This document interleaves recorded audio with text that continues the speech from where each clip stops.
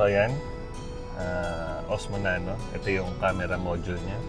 And then may kasama siyang tinatawag na vision dock. Ayan, nakahiwalay.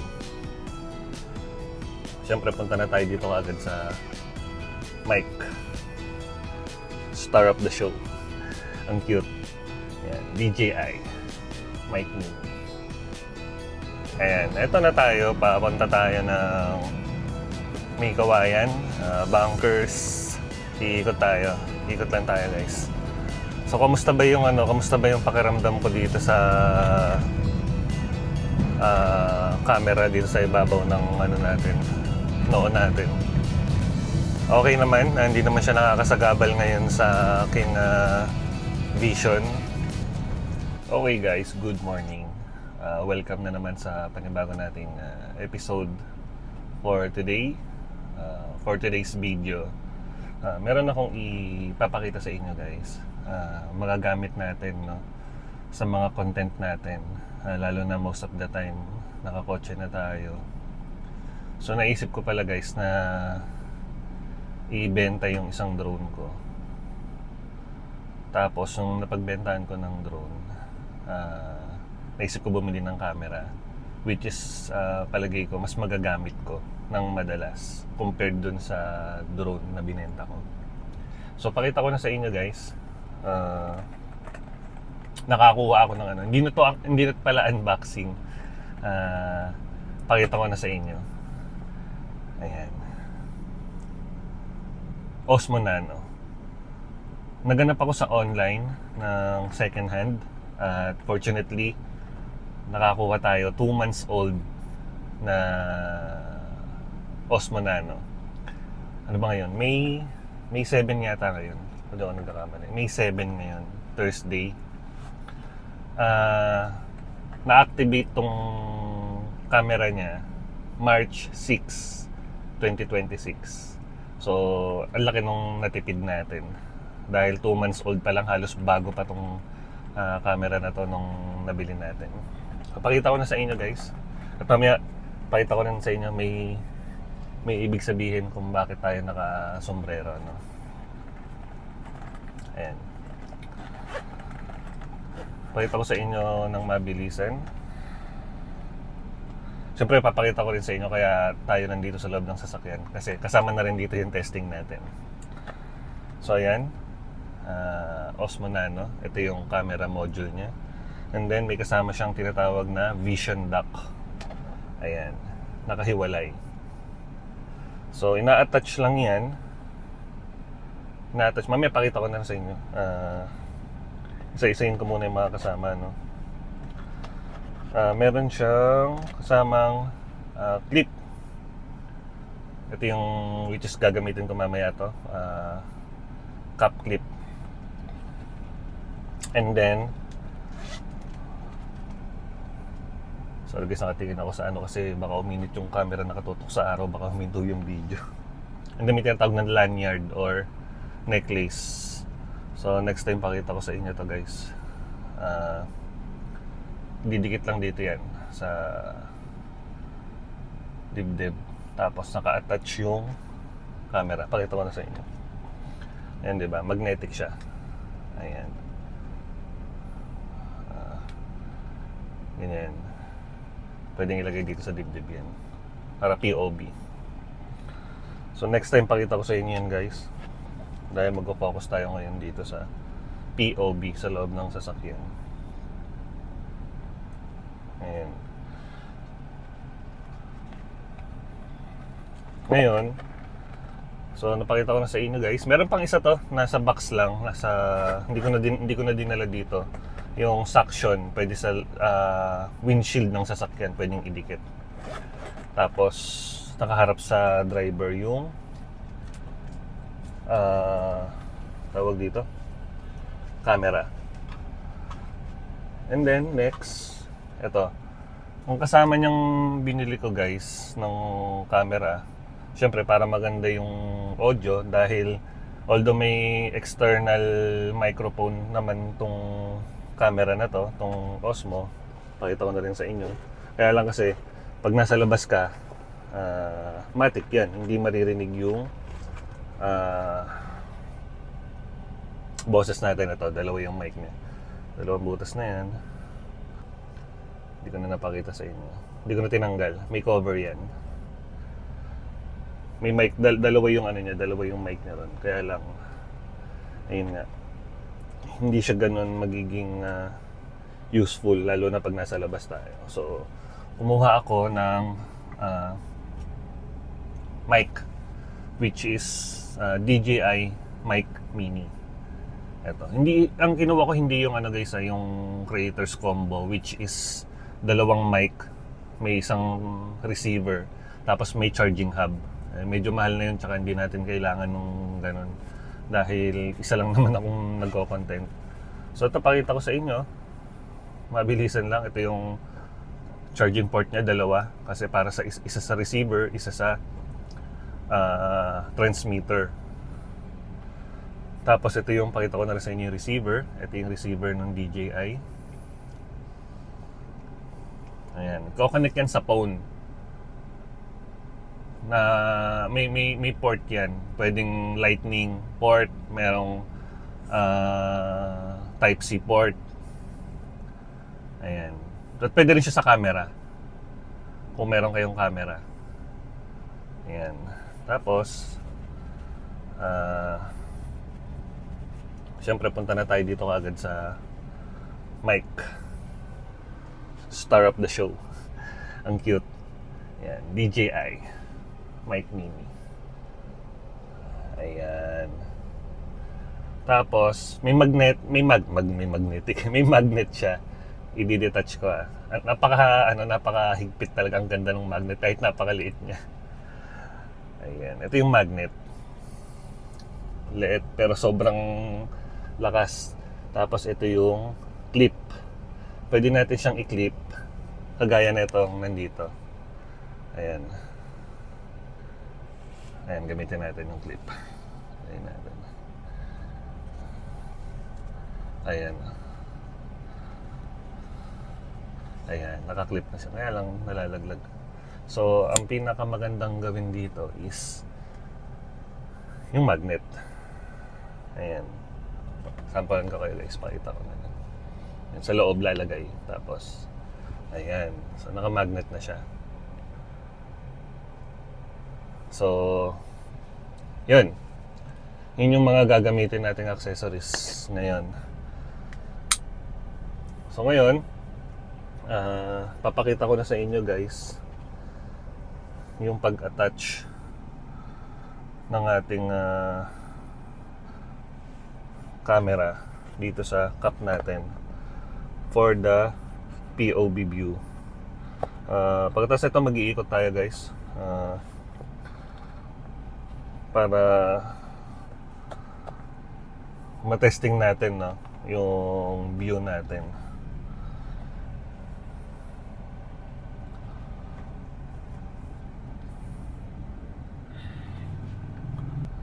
Ang bilis ma-attach. Ay, tagal, ba't nakaharap yung ano pala dapat sa harap sa kabila.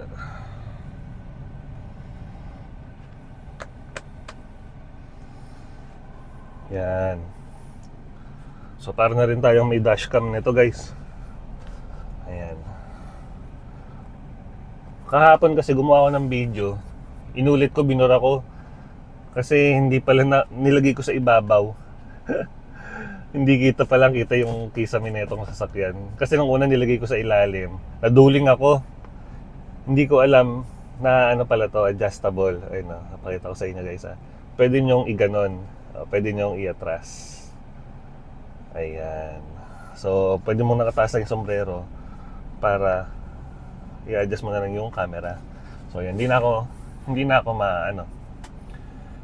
ako tawag dito, maduduling. So, yan. Ngayon, para makita natin yung view natin, ang susunod na gagawin natin, kung enough na ba yan, ay bubuksan natin tong vision dock.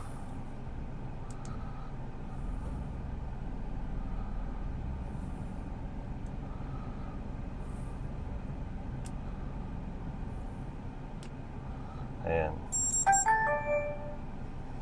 Ayan. So, tignan natin yung ano natin, normal view natin. Ito guys, pakita ko sa inyo. Ito yung normal. Yan guys. Ewan ko kung nakikita nyo. Sana nakita nyo. Sana ba?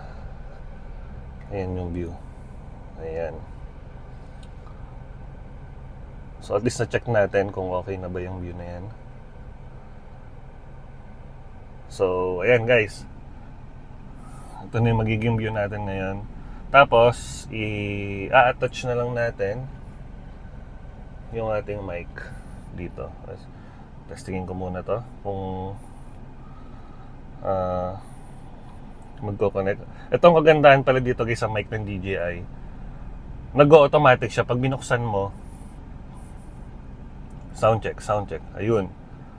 Automatic na siya. Ayan. So, off muna natin. Ayan. So, kahit nakapatay ito guys, ito pala, kahit nakapatay itong vision dock natin, gagana pa rin tong camera module natin. So, magre-record siya kasi yung internal memory nandito naman, wala dito. Although meron siyang capable naman siya na mag-record, mag-store ng internal memory storage via memory card. So, ayan guys. So, patayin na natin muna to. Ayan. Mamaya i-double check ko na lang kung kita. Ayan. So, paano guys? I-attach ko na tong camera natin. Hindi, mamaya na siguro pagka nandun na tayo sa labas. So ano pa ba nakalimutan ko? Na-share ko na lahat guys. Ito yung mic natin. Ito yung nakakabit naman yun sa cellphone ko, Boya. So tara, punta na tayo sa labas para matesting natin yung POV netong camera natin. Okay? So let's go. Okay. So kamusta ba yung pakiramdam ko dito sa camera dito sa ibabaw ng noon natin? Okay naman, hindi naman siya nakakasagabal ngayon sa aking vision. Nakikita ko naman kasi medyo nakataas yung cup ko. Ayan. Nung mga nakaraan guys, kasi meron akong isang camera, yung Insta360 ONE X2. Sinubukan kong gawing ganito. POV, bumili ako ng neckband para nakalagay din sa dibdib ko. Ang problema, nung nilagay ko siya, hindi ganun kaganda yung view ng POV dahil ang baba pag nakalagay sa dibdib. So manibela na lang yung kita. Ay nako. Tapos ano yun, ginawa ko rin siyang 180. Mas maganda siya pag naka 180 sa mga POV. Kaya lang, yun nga, ang problema, nasa dibdib ko siya, again, mababa. Tapos nung sinubukan ko naman siyang lagyan ng tawag dito, ng pang-attach yung sa isang sombrero ko, idinikit ko sa ibabaw. Ang naging problema ko naman, napakabigat. Alam naman natin ang bigat ng Insta360 ONE X2 kasi hindi naman talaga kasi ganun hindi naman para sa cup ang purpose nun. Nilagay ko lang sa ibabaw, napakabigat. Eto, halos hindi ko ramdam yung camera kahit nakalagay siya dito sa cup, kahit nakaklip siya. Yun ang kagandahan. Hindi siya nangangalay. Ayan.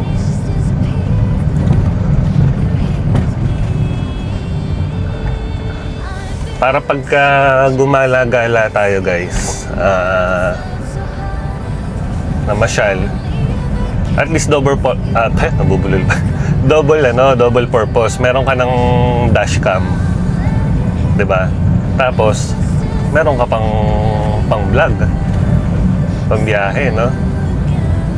Tapos yung internal pala neto guys is 64 gig. Ayan. May option to na 128 gig yung internal. Pero I think okay na yung 64 gig kasi may option naman na bumili ng SD card. So hindi ko lang alam kung hanggang saang memory yung compatible dito, no? Sana medyo malaki. Pero safe na siguro yung 256. Pero kung kayang-kaya pa nito ng mga 512, maganda kasi ang dami mong may store, 'di ba?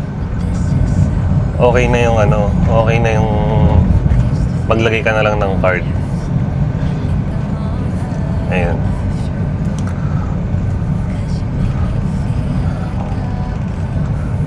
Ayan, nag-record pa rin siya. Namatay na yung yung monitor ko rito, yung Vision Dock. Pero actually kahit naman nakapatay yung Vision Dock,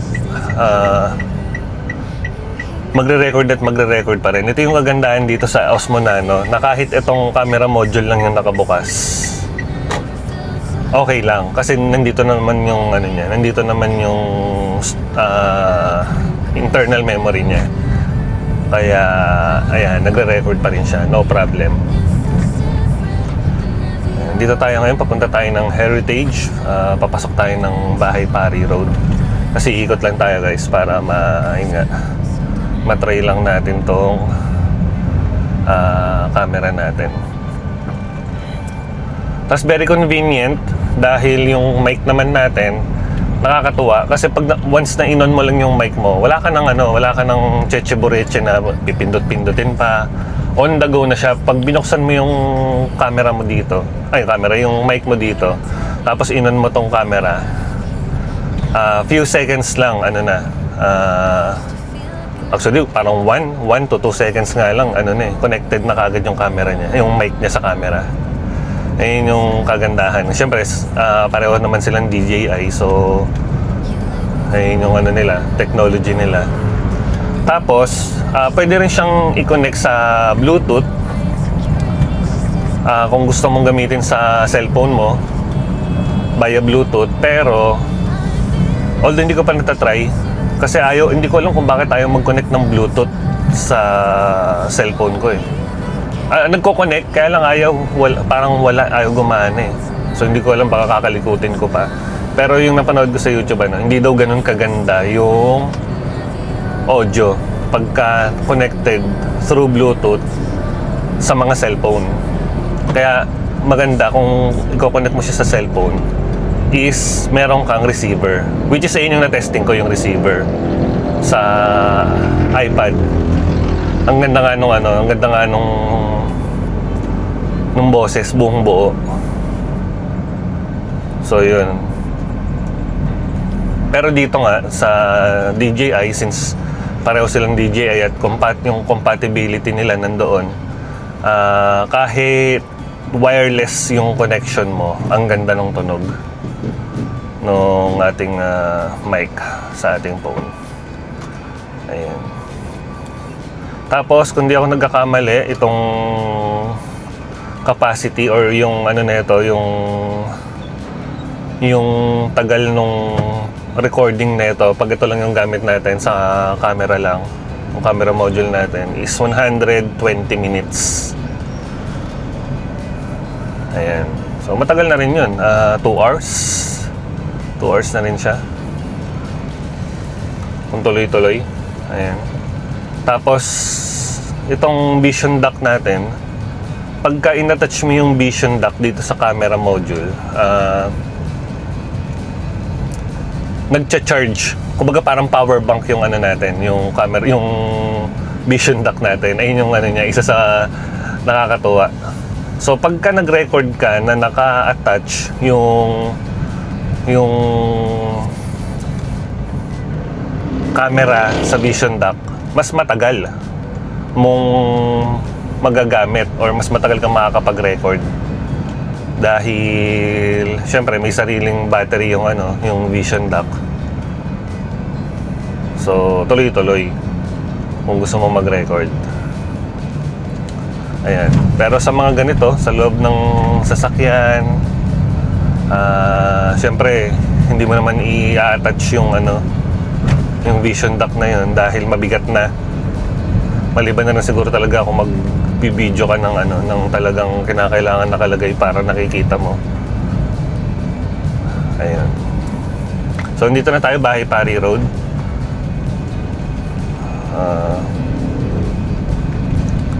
Dito ko palagi hinahatid si Mrs. Dito lagi ang daan namin. Ayan, naabutan na tayo ng malaking truck dahil maglalabasan na rin ng mga truck dito. Mga ganitong oras labasan na, tapos na yan, hanggang labasan na yan papuntang May Kawayan exit. Yan, ganitong oras talagang na yan, solid na yung mga truck na yan. Tama-tama, pupunta pala kami ng Infanta, Quezon.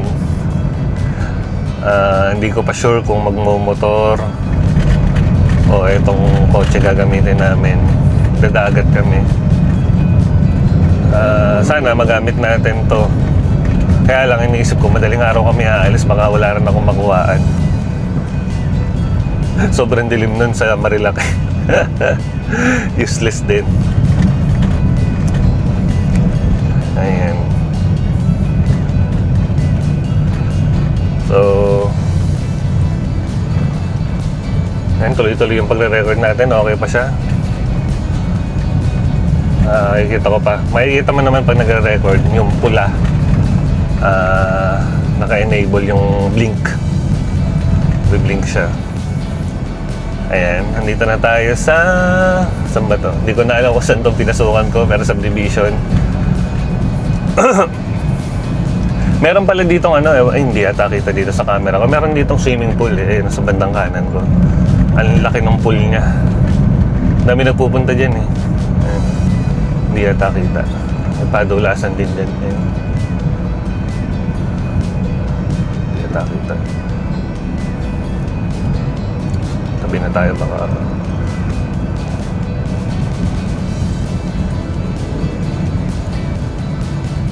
So, ayan guys.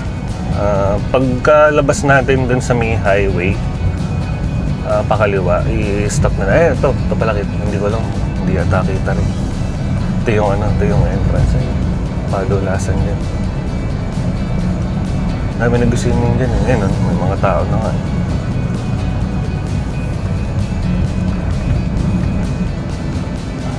Dami rin nagja-jogging dito. Ito yung lugar, ang ganda. Dati maluwag pa to, maluwag pa sila sa mga nagja-jogging dito. Pwede mong i-park yung sasakyan mo kahit saan. Kaya lang ngayon, wala na. Nung tinry namin mag-walking dito, wala ka nang maparkingan, may nagbabantay na rito, lalo sa hapon. May nagro-robing na guard. Kaya yung iba mas okay pala pag nakamotor. Kasi mahahanapan mo ng ng parking. Tago mo lang sa gilid eh. Magpark ka lang sa gilid, okay. Dami pa rin mga nakamotor dito na nagja-jogging pag nadadaan ako. Pero pag naka 4 wheels ka dala mo at magja-jogging ka, mahihirapan ka. So yan, kaliwa na tayo. Pabalik na tayo. Umikot lang tayo guys. Ayan. So ano pa ba ang masasabi ko? Okay na okay. Looking forward sa mga content natin, no? Susunod nating mga video. Dahil nakakatawa kasi yung pangarap natin na POV, yan. Meron na tayong kuha. So hanggang dito na lang guys. Maraming salamat sa inyong pagsama, sa inyong pagpapagal. Sana mag-subscribe pa kayo. Ayun lamang. At kung may mga katanungan kayo regarding dito sa camera natin at sa ating mic, huwag kayong mag-atubiling mag-comment down below. So again, maraming salamat. Hanggang sa muli. Babush. Peace. Peace. Peace.